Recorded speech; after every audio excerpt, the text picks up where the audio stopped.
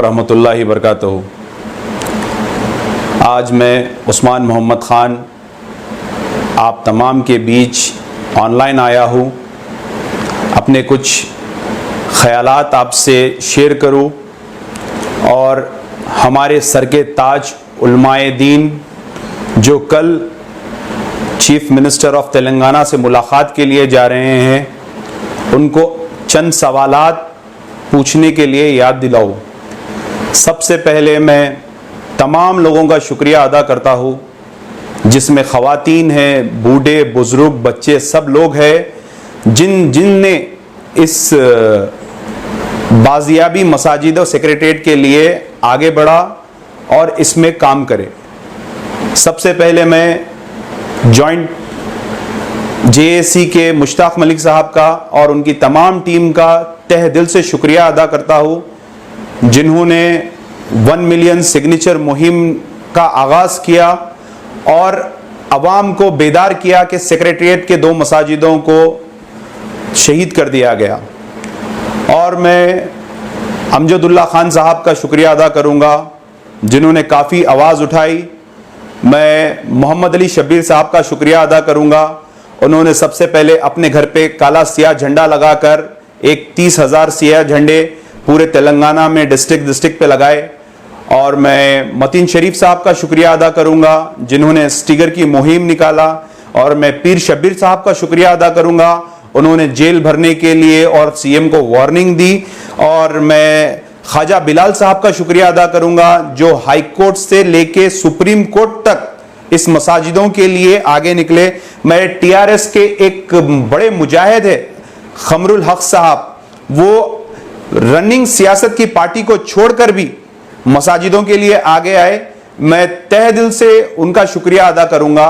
और मैं काफ़ी लोग हैं जिनके नाम मैं भूल रहा हूं, और मौलाना जाफर पाशा साहब जो हर खुतबे में हर बयान में लोगों को याद दिलाए कि हमारे मसाजिदें शहीद हो गई, तो मैं तहे दिल से उनका और जिसका नाम भूल रहा हूं और फर्दन लोगों का जिसके पास ईमान और जज्बा है, जो बगैर कोई हिचक के और झिझक के इन मसाजिदों के लिए और ये जो भी हमारे साथ गलत हुआ इसके लिए आ गया है, मैं तहे दिल से उस्मान मोहम्मद खान उनका शुक्रिया अदा करता हूं।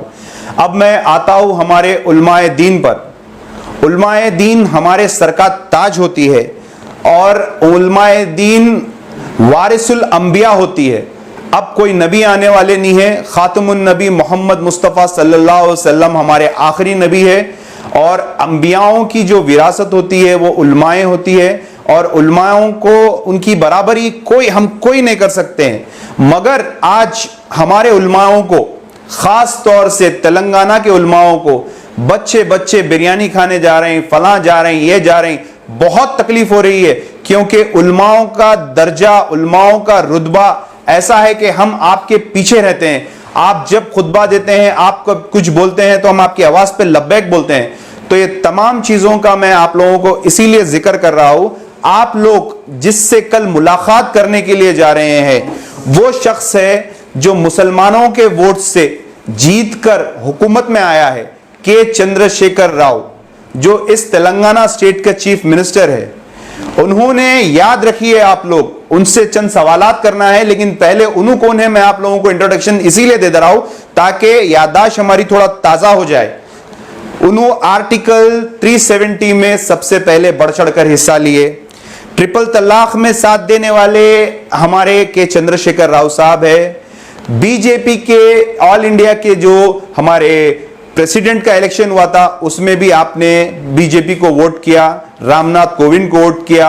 उसके बाद वाइस प्रेसिडेंट में भी उन्होंने वेंकैया नायडू को वोट किया। उसके बाद उन्होंने फिर मुसलमानों को इतनी तकलीफ दी है, नोटबंदी में भी उन्होंने नरेंद्र मोदी का साथ दिया। आपके वोट से हर बार आपको धोखा देते गए। तो हम उलमाए दीन भी जब आगे निकल के केसीआर को वोट डालने के लिए बोले, कई तंजीमें निकल के बोली कि केसीआर को वोट डालने के लिए, चलिए अवाम डाली, अवाम केसीआर को मौका दी। मगर ये केसीआर उसके बाद अवाम को क्या क्या वादे करे, 12% रिजर्वेशन देते बोले, 12% रिजर्वेशन नहीं दिए। वक्फ बोर्ड को जुडिशियल पावर देते बोले, वक्फ बोर्ड को जुडिशियल पावर नहीं मिला। आज वक्फ की जायदादें तबाह ताराज हो रही है। वक्फ बोर्ड के पास इतना हक नहीं है कि वो सवाल कर सके या कोई केस बुक करा सके। और यही के चंद्रशेखर राव साहब ने बोला कि मीर मोमिन की पहाड़ी के पास, दरगाह के पास एक्सीलेटर लगाते बोले, वो भी नहीं लगाए। उसके बाद इस्लामिक सेंटर बनाते बोले, इस्लामिक सेंटर भी नहीं बनाए। शमशाबाद के पास बेहतरीन हज हाउस बनाऊंगा बोले, हज हाउस भी नहीं बनाए। मुसलमानों को रिजर्वेशन दूंगा बोले, नहीं दिए। ओल्ड सिटी को 10,000 करोड़ रुपए लगाऊंगा, इस्तांबुल बनाऊंगा बोले, वो भी नहीं करे। और केसीआर साहब वो शख्सियत है जिन्होंने हाईवे से, ORR से, रेलवे स्टेशनों से, बस स्टॉप से, गवर्नमेंट इदारों से, स्कूलों से, पुलिस स्टेशनों से उर्दू को गायब कर दिया। दूसरी लैंग्वेज नहीं, आखिरी लैंग्वेज भी नहीं रखे उन्होंने उसको। तो ये आप लोग दिमाग में रख के जाइए आप किस से बात करने जा रहे हैं। और मैं आप लोगों को चंद और चीजें बोलूंगा जिसमें आलेर का इनकाउंटर है। ऐसे कई चीजें हैं। जहांगीर पीरा की दरगाह को के चंद्रशेखर राव साहब 50 करोड़ रुपए से डेवलप करने वाले थे, या इनकी हुकूमत औरंगजेब आलमगीर के जैसा 50 साल की तो नहीं है। 6 साल गुजर चुके हैं इनके, अब तक एक चीज नहीं हुई। ना माइनॉरिटी में फाइनेंस मिला किसी को, ना कुछ माली मदद मिली। माइनॉरिटी कमीशन का जितना भी फंड है वैसे ही चले जा रहा। तो मैं हमारे उलमाए दिन को गुजारिश करता हूं, एक टाइम था हमारे मौलाना आखिल हुसैन हुसामी साहब सेक्रेटरिएट के मसाजिदों को रिस्टोर करने के लिए काफी मेहनत करे थे और आप संगे बुनियाद रखे थे। और अब्दुल रहीम कुरैशी साहब, उन्होंने भी मस्जिद हाशमी की बुनियाद रखी थी कांग्रेस के दौर में जब शबीर अली साहब वजीर थे।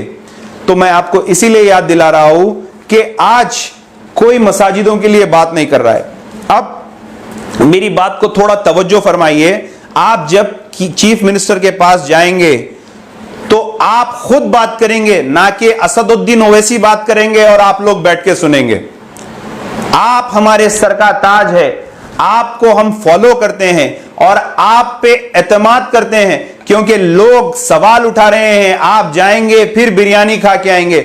मैं एक अदना सा बच्चा आपको मशवरा देता हूं, आप पानी तक मत पीजिए, आप चाय तक मत पीजिए उसके पास, और अपनी आंख में आंख मिला के सबसे पहला सवाल आप यह करिए कि तू हमारे मस्जिदों को ढाता कैसा, तू हमारे मस्जिदों को शहीद कैसा करता। यह आपका पहला सवाल होना चाहिए। और मस्जिदें के साथ साथ जो आपने गुलिस्ता मीटिंग करी थी चीफ मिनिस्टर के साथ, उसका जो तयखून था, क्या उस तयखून पे चीफ मिनिस्टर पूरे उतरे? नहीं उतरे। एक खाना मस्जिद फिर से याद दिलाइए। जब आप लोग बैठेंगे तो ये तमाम चीज का कमिटमेंट लेके आइए, ताकि हम आपको फिर अपने सर का ताज के समझ के आप पे गुरूर कर सके, ना कि हम अफसोस कर सके कि हमारे उलमाए दिन ऐसे क्यों हो गए। तो मैं फिर बोल रहा हूं, एक खाना मस्जिद, उसके बाद दूसरी अगर कोई मस्जिद है तो वो खम्मम की मस्जिद है। उसके बाद सेक्रेटरिएट के 2 मसाजिद उसी जगह पे बनना चाहिए, ना कि उस जो बिल्डिंग बनेगी वहां पे। और अगर बनना चाहिए तो इमीडिएटली कल के दिन आप लोगों को वहां पे लेके जाके जगह की आप पहचान कर लीजिए। वहां पे जगह की जब शिनाख्त हो जाएंगी तो वहीं पे नमाज चालू करा दीजिए। वहीं पे लेबर भी काम कर रहे हैं तो नमाज बराबर पढ़ेंगे, 2 मौलवी साहब भी रहेंगे, तो वहीं ऑलरेडी मस्जिद हाशमी और मस्जिद सेक्रेटरिएट के इमाम और मौज़िन हैं, तो ये बराबर होगा। अगर ईमानदार रहेंगे के चंद्रशेखर राव साहब तो कल का कल आपको दे देंगे।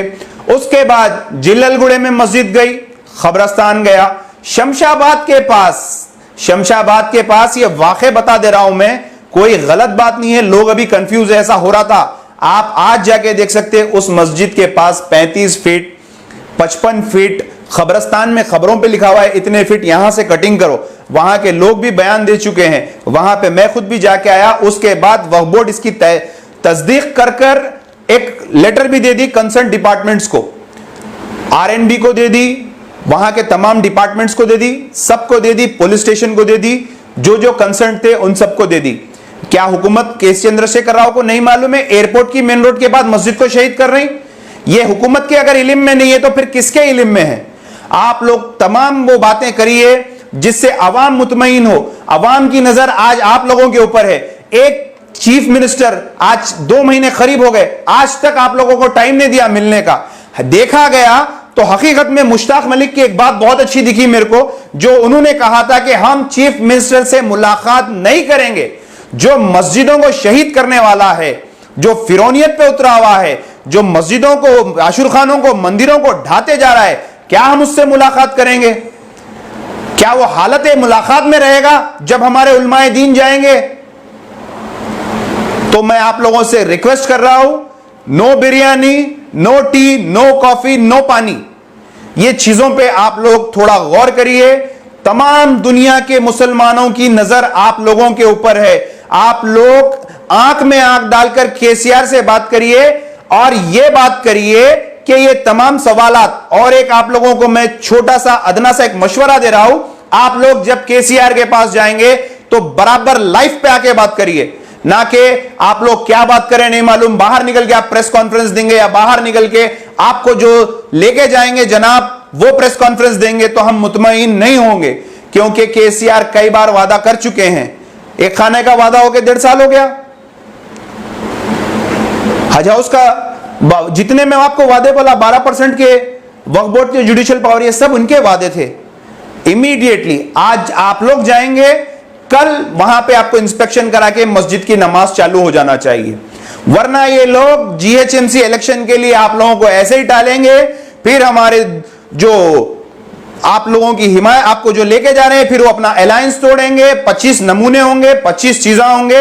एक दौर में ये खुद दारुस्सलाम में खड़के बोले थे ये गुलाबी बीजेपी है। आज गुलाबी बीजेपी गुलाबी फूल हो गया है। लेकिन हम सिर्फ हमारे उलमाए दीन को रिक्वेस्ट कर रहे हैं, आप हमारा सर का ताज है, तो आप लोग का दर्जा बहुत बुलंद है। आप लोग से रिक्वेस्ट है, लाइव पे बात करिए, आंख में आंख मिलाकर के चंद्रशेखर राव से बराबर आप लोग बात करिए और लाइव आके बात करिए, ताकि अवाम को और हम सबको यकीन हो सके कि आप लोगों ने इनसे बात की। तो मैं आप लोगों से गुजारिश करता हूं कि कल जब आप लोग जाएंगे तो हम हमारा सर ऊंचा करके फखर से बोलेंगे कि हमारे उलमाए दीन देखो आज अल्हम्दुलिल्लाह बेदार हो गए हैं और इनको किसी क़यादत की जरूरत नहीं है। हम हमारे उलमाए दीन की क़यादत में बराबर इस्लामी काम जो भी रहेगा बराबर करेंगे, जो बराबर कौम के लिए जो काम रहेगा बराबर करेंगे। उलमाओं का यह दर्जा है कि इस हिंदुस्तान को आजाद कराने में रेशमी रुमाल का जो तहरीक निकाले थे वो हमारे उलमाओं ने निकाला था। आज हम फखर से बोलते हैं हिंदुस्तान अगर आजाद हुआ तो उसमें हमारे उलमाओं का बहुत ही बड़ी कुर्बानी है और बहुत ही बड़ा उनका इसमें पार्टिसिपेट है। तो मैं तमाम लोगों से गुजारिश करता हूं, जो लोग जा रहे हैं, और आप लोगों की जिम्मेदारी है, आप किसी के पीछे ताबे होके मत जाइए। चीफ मिनिस्टर आपको बुला रहा है, ताकि यह होना चाहिए था कि मेरे से गलती हो गई, मैं आपके पास आता हूं। चीफ मिनिस्टर का रवैया यह रहना चाहिए था। जब चीफ मिनिस्टर मिलने जा रहा है, आप मिलने जा रहे हैं, चीफ मिनिस्टर थे, तो जो मुस्लिम लीडर्स है टीआरएस के, उनको तक बिठा के बात नहीं कर रहे हैं। जब उनकी कोई अहमियत नहीं है तो वो टीआरएस के लीडर्स को भी सोचना चाहिए। एक मुसलमानों की मीटिंग होती है और टीआरएस के मुस्लिम लीडर्स वहां पे मौजूद नहीं होते हैं, तो वो बड़ी शर्म का बायस है। तो मैं आवाम से गुजारिश कर रहा हूं कि कल के लिए दुआ करिए। अल्लाह हमारे उलमाए दीन से केसीआर की आंखों में आंख डालकर, केसीआर से बराबर डटकर, बराबर रुआब से सिर्फ और सिर्फ खौफ खुदा और खुदावंदी की, अल्लाह सुब्हानो तआला उनके रसूल की मोहब्बत रख के ये सवाल करे कि हमारे मसाजिदों को कैसा तोड़ा। यही मेरी बात मैं अपनी खत्म करता हूं और तमाम लोगों से दुआ करता हूं कि आज तहज्जुद में भी दुआ करिए, फजर में भी दुआ करिए, ताकि हमारे उलमाओं का दिल पलट जाए और वो हमारे चीफ मिनिस्टर के चंद्रशेखर राव से आंख में आंख डालकर ये तमाम चीजों के सवालात करिए जो हमारे साथ वादे कर रहे थे केसीआर। शुक्रिया, अस्सलाम वालेकुम।